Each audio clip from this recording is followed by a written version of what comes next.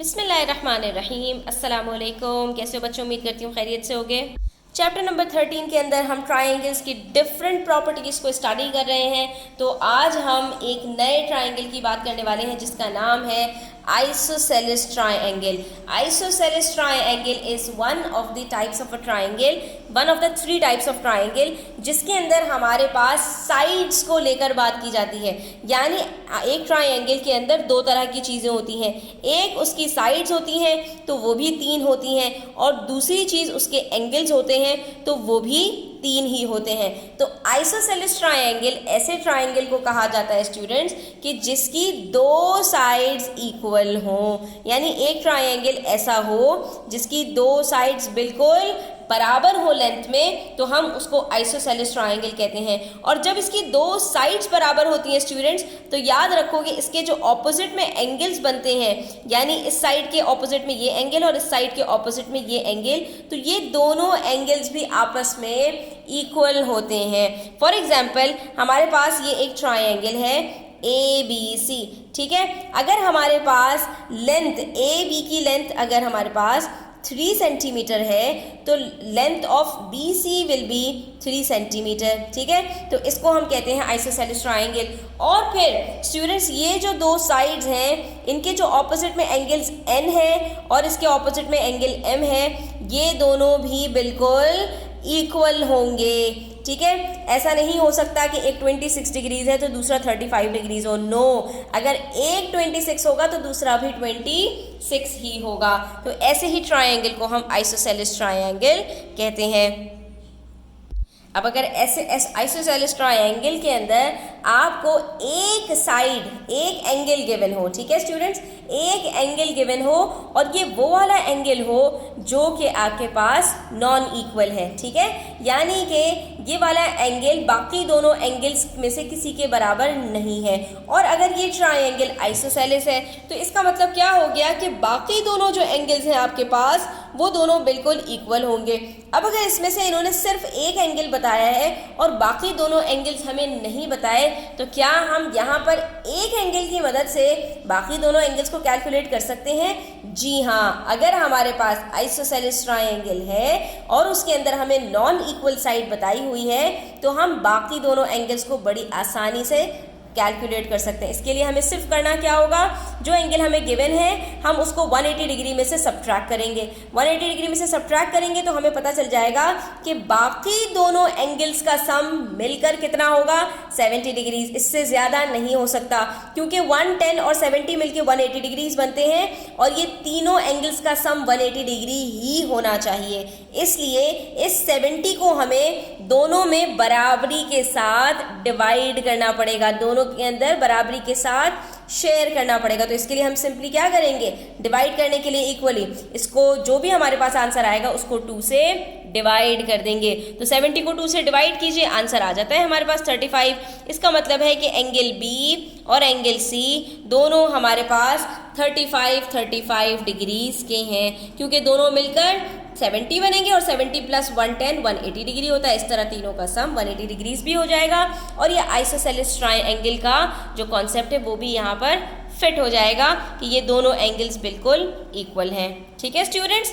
अब यहाँ पर क्वेश्चन नंबर 10 देखिए, पेज 268 के ऊपर यहाँ पर आपसे कह रहे हैं कि आपने ये एंगल X फाइंड आउट करना है। और अब की दफ़ा इन्होंने जो आपको एंगल बताया है स्टूडेंट्स, वो अननोन एंगल, जो नॉन इक्वल एंगल नहीं बताया, बल्कि स्टूडेंट्स आपको इन्होंने वो वाला एंगल बताया है जो दूसरे एंगल के बराबर है। तो यहाँ पर हमारे लिए कैलकुलेट करना और आसान हो गया।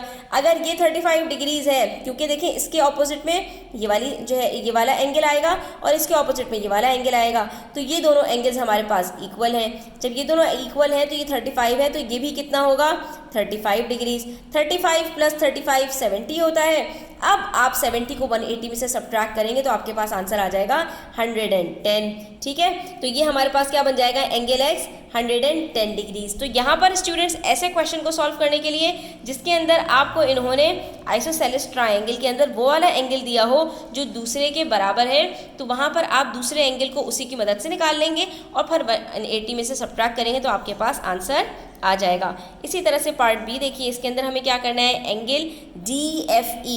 DFE। जब भी इस तरह से एंगल दिया होता है स्टूडेंट्स, तो इसके अंदर जो मिडिल वाला अल्फ़ाबेट होता है एंगल आपने वहाँ का फाइंड आउट करना होता है। तो DFE ये वाला एंगल आपसे पूछ रहे हैं। बताया कौन सा एंगल है आपको, ये वाला एंगल बताया है। जबकि दो इक्वल वाले एंगल्स हैं वो कौन से होंगे, ये दो साइड्स आपको बताई हैं कि ये दोनों इक्वल हैं। ये मार्क जो लगे होते हैं ये बताते हैं कि ये दोनों साइड्स इक्वल हैं। जब ये दोनों साइड्स इक्वल हैं तो इसके ऑपोजिट में ये वाला एंगल है, इसके ऑपोजिट में ये वाला एंगल है। इसका मतलब है कि जो इक्वल एंगल्स हैं वो हमें नहीं मालूम, और जो इन्होंने एंगल हमें बताया है वो नॉन इक्वल है। तो सबसे पहले हम यहाँ पर क्या करेंगे, 180 में से 36 को माइनस करेंगे। जब हम माइनस करेंगे तो यहाँ पर हमारे पास आंसर आ जाएगा 144 डिग्रीज। इसका मतलब ये हुआ कि 144 इन दोनों का सम है, और जब इन दोनों का सम 144 है तो हम क्या करेंगे, सिंपली 144 को 2 से डिवाइड कर देंगे। यहाँ पर ये थोड़ा बड़ा नंबर है तो आप यहाँ पर 144 को 2 से डिवाइड कर दीजिए। 2 7 = 14 और उसके बाद बचा 4, तो 2 2 = 4 और ये ख़त्म हो गया। आंसर आ गया हमारे पास 72। इसका मतलब है कि ये दोनों एंगल्स हमारे पास 72 डिग्रीज़ के हैं, क्योंकि 72 + 72 144, 144 + 36 180 डिग्रीज़। तो बच्चों आसान है ना, ये पेज नंबर 269 पर आ जाइए। इसका पार्ट सी देख लेते हैं। यहाँ पर ये वाला एंगल उन्होंने हमें दिया हुआ है QPR, और पूछा कौन सा एंगल है स्टूडेंट्स हमसे, इन्होंने PRQ ये वाला एंगल पूछा हुआ है। अब अगर आप गौर से देखिए तो ये दोनों साइड्स इक्वल है, तो इनके ऑपोजिट में कौन से एंगल्स हैं, इसके ऑपोजिट में ये एंगल है और इसके ऑपोजिट में ये एंगल है। इसका मतलब ये दोनों एंगल्स जब इक्वल हैं तो ये 70 है तो ये भी क्या होगा, 70 होगा। अब यहाँ पर हमारे पास दो एंगल्स आ गए तो हम तीसरा आसानी से कैलकुलेट कर सकते हैं। सिंपली हम क्या करेंगे, 180 में से इन दोनों के सम को सब्ट्रैक्ट कर देंगे। 70 + 70 140 होता है। 140 में से 180 को निकाला तो हमारे पास बच गया 40 डिग्रीज़। ठीक है, तो इस तरह से हमारे पास एंगल R आ गया, दैट इज़ 40 डिग्रीज़। ठीक है, अब हमसे यहाँ पर पूछ रहे हैं स्टूडेंट्स के क्वेश्चन नंबर 11 के अंदर कि इनमें से कौन सा ट्राइंगल आइसोसेलेस नहीं है। अब ये देखिए यहाँ पर सबसे पहले ट्राइंगल के अंदर ये 90 डिग्रीज़ है, ये 45 डिग्रीज़ है, तो तीसरा एंगल भी कितना होगा, 90 - 45 45। इसका मतलब है ये दोनों एंगल्स जब इक्वल हैं तो ये एंगल तो हमारे पास आइसोसेलेस है। अब यहाँ पर देखिए ये 140 है, ये कितना है 21, 140 + 21 गिव्स अस स्टूडेंट्स 161 को 180 में से जब सब्ट्रैक्ट करते हैं तो बचता है हमारे पास 19 डिग्रीज़। तो ये स्टूडेंट्स हमारे पास आइसोसेलेस ट्रायंगल नहीं है, क्योंकि यहाँ पर तीनों एंगल्स हमारे पास डिफरेंट हैं। कोई से भी दो एंगल्स हमारे पास यहाँ पर सेम नहीं है। अलबत्ता ये वाला हम देख लेते हैं, तो यहाँ 75 + 30 गिव्स अस 105। 105 को 180 में से जब आप सब्ट्रैक्ट करेंगे तो आपके पास आंसर दोबारा 75 ही आएगा। इस तरह से आप देख सकते हैं कि ये दो एंगल्स जब आपके पास इक्वल हो गए तो ये आपके पास आइसोसेलेस ट्रायंगल है। ये आइसोसेलेस ट्रायंगल नहीं है because all the 3 angles are different. तो आज के लिए स्टूडेंट्स इतना ही। इंशाल्लाह नेक्स्ट लेसन के अंदर हम इक्विलेटरल ट्रायंगल्स को डिस्कस करेंगे। वीडियो एंड तक देखने का शुक्रिया। अपना बहुत ख्याल रखिएगा। वीडियो अच्छी लगे तो लाइक कीजिएगा और चैनल सब्सक्राइब नहीं किया है तो सब्सक्राइब कीजिएगा।